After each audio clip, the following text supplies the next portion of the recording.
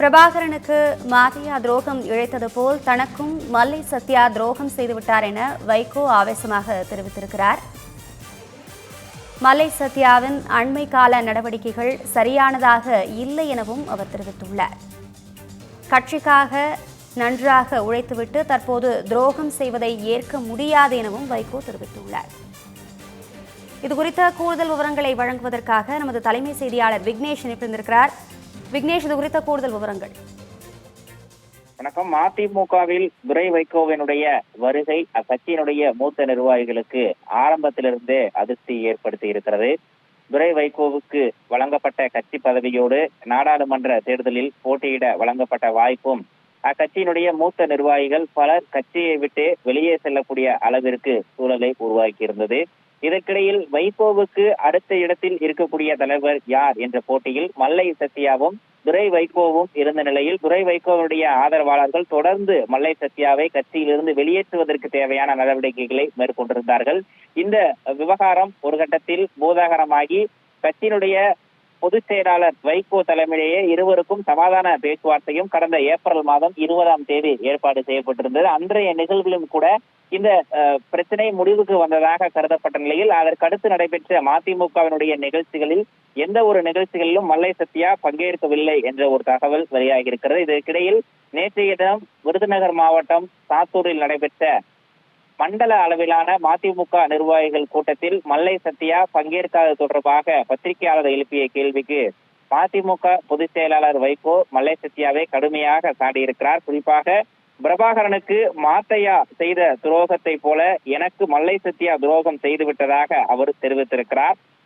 சத்யா மட்டும்தான் முகவாற்றத்துடன், அதாவது இந்த ஏற்கனவே ஏற்பட்டிருக்கக்கூடிய இந்த சலசலப்புகளுக்கு முற்றுப்புள்ளி வைக்கக்கூடிய வகையில் ஏப்ரல் 20ஆம் தேதி நடைபெற்ற கூட்டத்தில் இருவருக்கும் இடையே சமாதான பேச்சு நடைபெற்று முடிந்தாலும் கூட அன்றைய நிகழ்விலும் கூட மல்லை சத்யா மட்டும்தான் முகம் வாட்டத்துடன் இறுக்கமாக உட்கார முடியாமல் தவிர்த்தபடி இருந்ததை அனைவரும் பார்த்ததாகவும் வைகோ தெரிவித்திருக்கிறார். கடந்த சில நாட்களாகவே எந்த நிகழ்ச்சிக்கும் சத்யா வந்தாலும் ஒன்றும் பேசுவதில்லை எனவும் வெளிநாடுகளுக்கு பிஜேபி சந்தோஷம் அவரை அழைத்து செல்வதாகவும் அவ்வாறு செல்லக்கூடிய இடங்களுக்கு மதிமுகவினுடைய துணை பொதுச் செயலாளர் என்று எந்த இடத்திலும் சொல்லவில்லை எனவும் மாமல்லபுரம் தமிழ் சங்கத்தினுடைய தலைவர் சத்யா என மட்டுமே அவர் குறிப்பிட்டுக் கொண்டிருப்பதாகவும் வைகோ விமர்சனம் செய்திருக்கிறார். பிரபாகரனுக்கு மாத்தியாதான் விசுவாசமாக இருந்ததாகவும் பின்னர் அவருக்கு பிரபாகரனுக்கு மாத்தியாவே துரோகம் செய்தது போல கட்சியினுடைய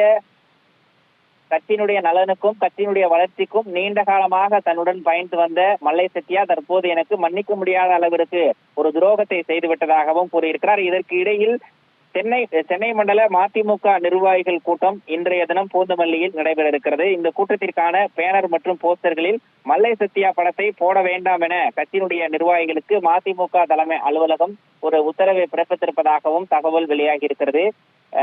துரை வைகோவுக்கும் மதிமுகவினுடைய துணை பொதுச் செயலாளர் மல்லை சத்யாவுக்கும் இடையே ஏற்பட்டிருக்கக்கூடிய அந்த விரிசல் என்பது ஒட்ட வைத்தாலும் கூட மீண்டும் கண்ணாடி போல எப்போதும் ஒட்டாத வகையிலேயே இருப்பதாக கட்சியினுடைய நிர்வாகிகள் அதிருப்தி தெரிவித்திருக்கிறார்கள்.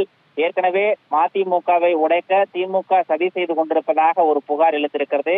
மதிமுகவினுடைய பல்வேறு மாவட்ட நிர்வாகிகள் திமுகவில் தொடர்ந்து இணைந்த வண்ணம் இருக்கிறார்கள். இதற்கு இடையில்தான் தற்போது மதிமுக இரண்டாக பிளவுபடுவதற்கான வாய்ப்பு இருப்பதாக அரசியல் விமர்சகர்கள் தங்களுடைய கருத்துக்களை தெரிவித்திருக்கிறார்கள். மதிமுகவில் வாரிசு அரசியலை ஏற்காமல் வெளியேற்கக்கூடிய அதிருப்தி மாநில நிர்வாகிகள் மாவட்ட செயலாளர்கள் மல்லை சத்யா தலைமையில் செயல்படுவது தொடர்பாக நேற்றைய தினம் ஆலோசித்திருப்பதாகவும் தகவல் வெளியாகியிருக்கிறது. அந்த ஆலோசனை கூட்டத்தின் எதிரொலியாக தான் மல்லை சத்யா மீது மதிமுக பொதுச் செயலாளர் வைகோ இத்தகைய குற்றச்சாட்டை வைப்பதற்கு மிக முக்கிய காரணமாக அமைந்திருப்பதாகவும் தகவல் வெளியாகியிருக்கிறது. தொடர்ந்து இணைப்பில் இருங்கள் விக்னேஷ். மதிமுகவில் வாரிசு அரசியல் தலை தூக்கி இருப்பதாக புகார் எழுந்த நிலையில் மல்லை சத்யா மீது தற்போது வைகோ குற்றச்சாட்டை முன்வைத்திருக்கிறார். மதிமுகவில் அதிருப்தியாளர்கள் இணைந்து மதிமுக மல்லை சத்யா அணியை உருவாக்க திட்டமிட்டிருப்பதாகவும் கூறப்படுகிறது.